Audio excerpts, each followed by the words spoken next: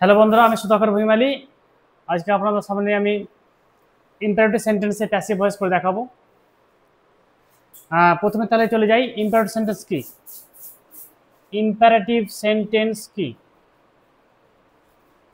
বা কাকে বলে? ইম্পারেটিভ সেন্টেন্স কি বা কাকে বলে?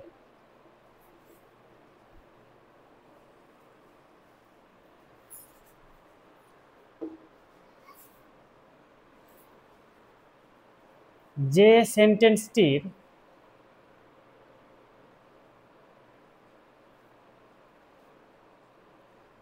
সেন্টেন্সটির সাবজেক্ট থাকে না,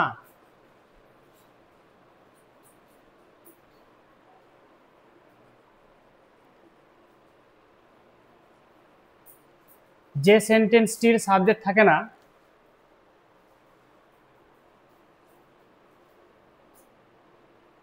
বা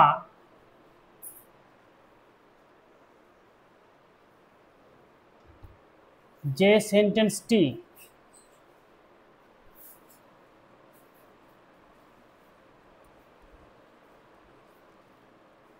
প্রেজেন্ট ডু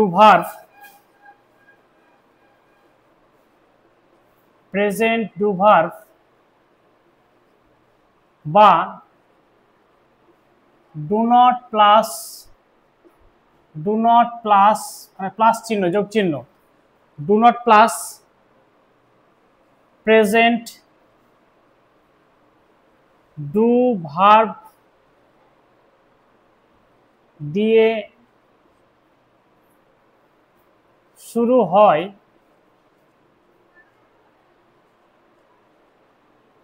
তাকে ইম্পারেটিভ সেন্টেন্স বলে। তাহলে বন্ধুরা, তোমরা দেখতে পাচ্ছ এখানে, বা যে আমার যারা নতুন শিক্ষার্থী আছে তাদের উদ্দেশ্যে বলি, দেখো, যে সেন্টেন্সে সাবজেক্ট থাকে না বা যে সেন্টেন্সটি প্রেজেন্ট ডু ভার্ব বা do not plus present do verb দিয়ে শুরু হয় তাকে ইম্পারেটিভ সেন্টেন্স বলে।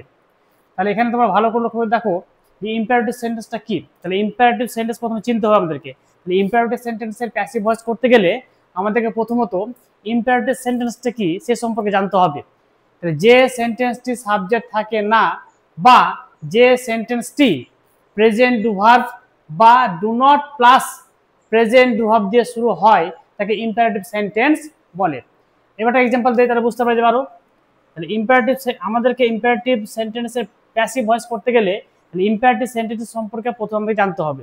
একটা এক্সাম্পল দেই। 1 number, do not play on the road.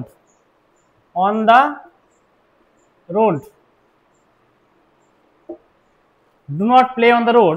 দেখো, এই বাক্যটি ডু নট দিয়ে শুরু হয়েছে এবং তার সঙ্গে কি আছে? Present do verb. এটা হচ্ছে present do verb. Present do verb. প্লেটা হচ্ছে প্রেজেন্ট ডু ভার্ব, আর এটা কি আছে? ডু নট দিয়ে শুরু হয়েছে। তাহলে এই বাক্যটি কি বাক্য? তাহলে এখানে দেখছো ডু নট আছে, তার সঙ্গে কি আছে? প্রেজেন্ট ডু ভার্ব আছে, প্লাস। তাহলে do not plus present do verb দিয়ে শুরু হয়েছে। তাহলে এই বাক্যটি কি বাক্য? ইম্পারেটিভ বাক্য। তাহলে এটা বুঝতে পারছো, যে সেন্টেন্সটি সাবজেক্ট থাকে না বা যে সেন্টেন্সটি প্রেজেন্ট ডু ভার্ব বা do not plus present do verb দিয়ে শুরু হয় তাকে ইম্পারেটিভ সেন্টেন্স বলে। তাহলে এখানে তোমরা দেখতে পেলে যে ডু নট আছে, তার সঙ্গে কি আছে? প্লাস প্লে আছে। দেখো, তাহলে ডু নট দিয়ে শুরু হয়েছে, তার সঙ্গে কি আছে? Plus play. প্লেটা কি হচ্ছে? Present do verb. তাহলে do not plus present do verb দিয়ে শুরু হচ্ছে। এটা কোনো সাবজেক্ট না। দেখো, এখানে হি, সি, দে, উই বা কোনো ব্যক্তির নাম কিছু নেই, আছে কি? কিছু নেই। তাহলে এটা কি? Imperative sentence. আরেকটা এক্সাম্পল দিই।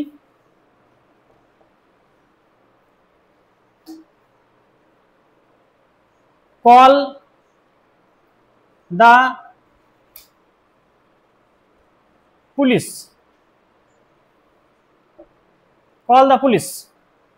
2 নম্বর एग्जांपल তাহলে এই বাক্যটা হবে কল দা পুলিশ, তাহলে পুলিশকে ডাকা হোক, তাহলে কলটা কি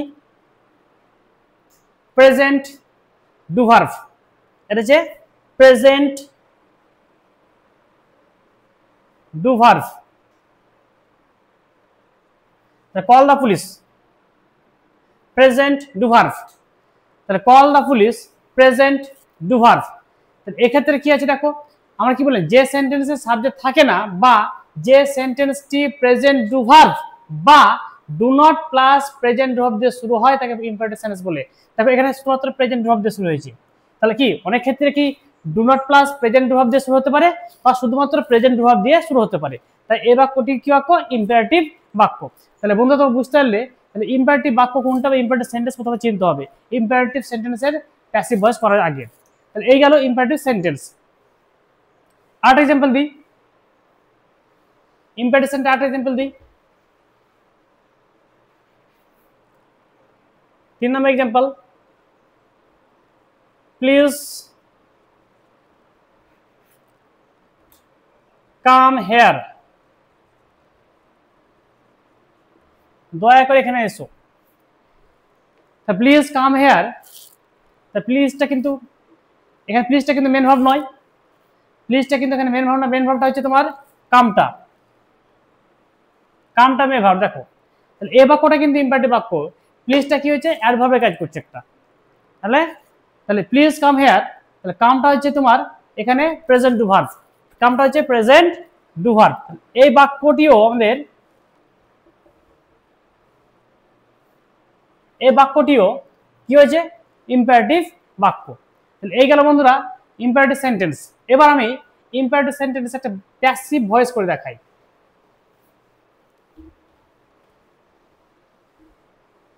এবার ইম্পারেটিভ সেন্টেন্স প্যাসিভ ভয়েস, তাহলে ইম্পারেটিভ সেন্টেন্সে প্যাসিভ ভয়েস করার সময়তে আমাদের এই স্টেপগুলো কিন্তু অবশ্যই মনে রাখতে হবে।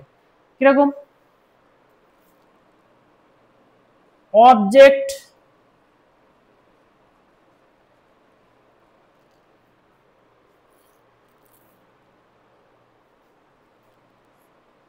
প্লাস শুড বি,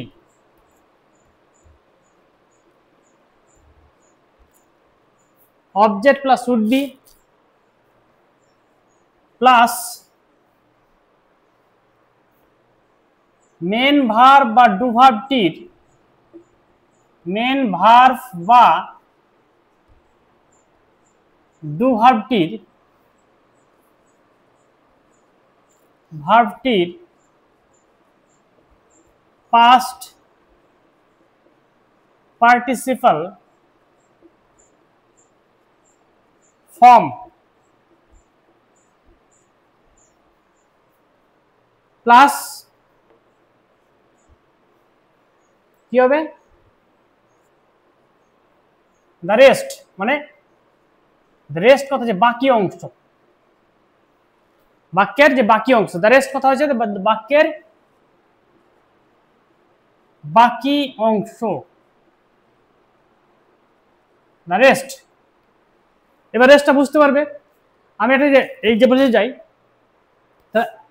ইম্পারেটিভ সেন্টেন্সে প্যাসিভ ভয়েস করার একটা কথা বলি যে ইম্পারেটিভ সেন্টেন্সে প্যাসিভ ভয়েস 3 ভাবে হয়, একটা লেট দিয়ে হয়, একটা শুড দিয়ে হয়, আর একটা কি হয় your requested, your advised, your ordered. তাহলে 3 রকম ভাবে একটা শিক্ষার্থী যদি ভাবে যে আমি ইম্পারেটিভ সেন্টেন্সে প্যাসিভ ভয়েস করব 3 রকম ভাবে, এবং সেটা 3 রকম ভাবে সম্ভব। তাহলে আমি আজকে কিন্তু এক রকমটা দেখাচ্ছি।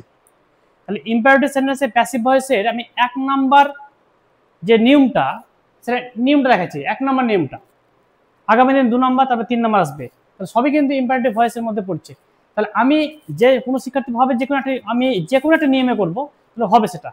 তাহলে 1 নম্বর নিয়ে আমি ইম্পারেটিভ সেন্টেন্সে প্যাসিভ ভয়েসের 1 নম্বর নিয়মটা করছি। তাহলে এক্সাম্পলে যাই, open the door, open the door. আচ্ছা এই বাক্যটিকে তোমাকে ইম্পারেটিভ ভয়েস করতে দিল, প্যাসিভ ভয়েস করতে দিল। এই ভয়েস এটাকে তোমাকে প্যাসিভ ভয়েস করতে দিল। এবার আমি প্যাসিভ ভয়েসটা করবো কিভাবে, এই যে দেখছো স্টেপগুলা, এই স্টেপগুলো ফলো করে আমরা প্যাসিভ ভয়েস করব। প্রথমে কি আছে অবজেক্ট, প্রথমে কি বসাতে হবে? অবজেক্ট। প্রথমে কি বসাতে হবে? 1 নম্বর বলছে অবজেক্টটাকে বসাতে হবে, অবজেক্ট 1 নম্বরে অবজেক্ট বসাতে হবে। তাহলে আমরা এর আগে ভয়েসে দেখেছি যে মূল ভার্বটাকে যদি কি বা কাকে দিয়ে প্রশ্ন করা হয়, যে উত্তরটা আসে সেটা অবজেক্ট। তাহলে এখানে মূল ভার্ব কোনটা? এটা হচ্ছে মেইন ভার্ব। বা কি দিয়ে প্রশ্ন, কি খোলা হবে, উত্তরটা কি আসবে? The door. কাকে খোলা হবে, উত্তরটা কি আসবে? The door. তাহলে অবজেক্ট কি পেলাম? The door.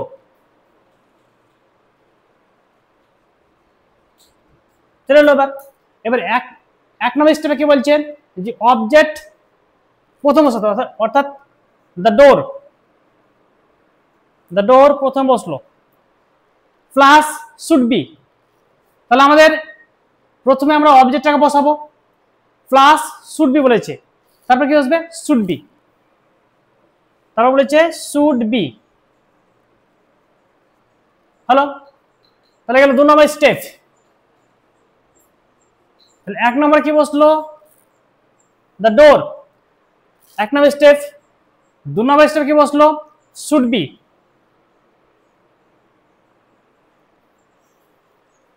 3 নম্বর কি বলছে? মেন ভার্ব বা ডু ভার্বটির পাস্ট পার্টিসিপাল ফর্ম বসে। এটা যে পুরোটাই কিন্তু 3 নম্বর স্টেপ, পুরোটাই এখানে 3 নম্বর স্টেপ। মেন ভার্ব বা ডু ভার্বটির পাস্ট পার্টিসিপাল ফর্ম বসে। তাহলে মেন ভার্ব কোনটা? ওপেন। এর পাস্ট পার্টিসিপাল ফর্ম করলে কি হবে? ওপেনড। ইডি যোগ করতে হবে, opened.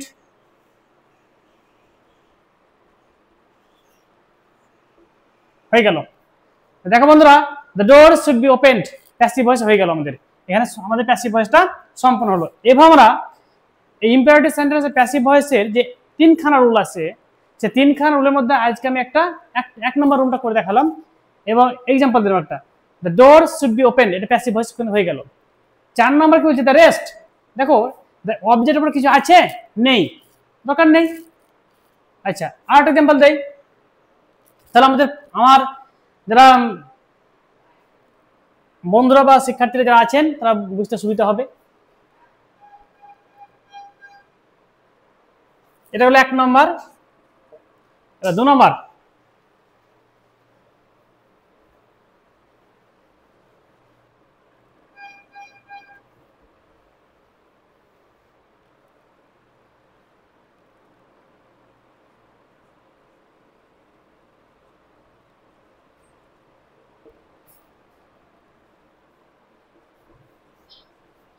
Punish the boy for his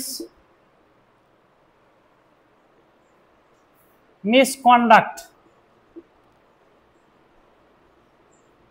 For his misconduct.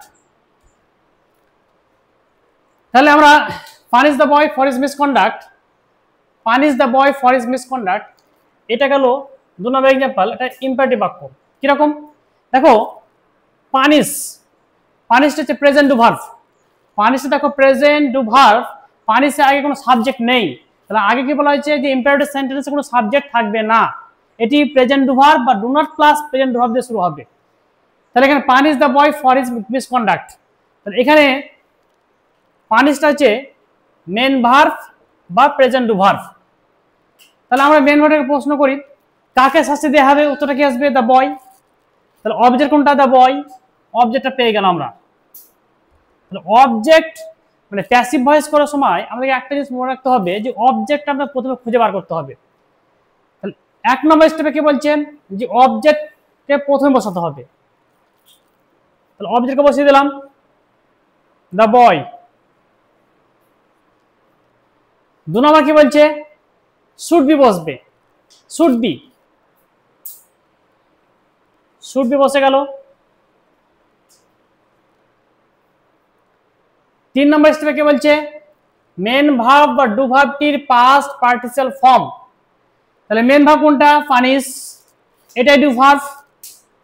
তাহলে এর পাস্ট পার্টিসিপাল ফর্ম কি হবে? পানিশড, ইডি যোগ করতে হবে।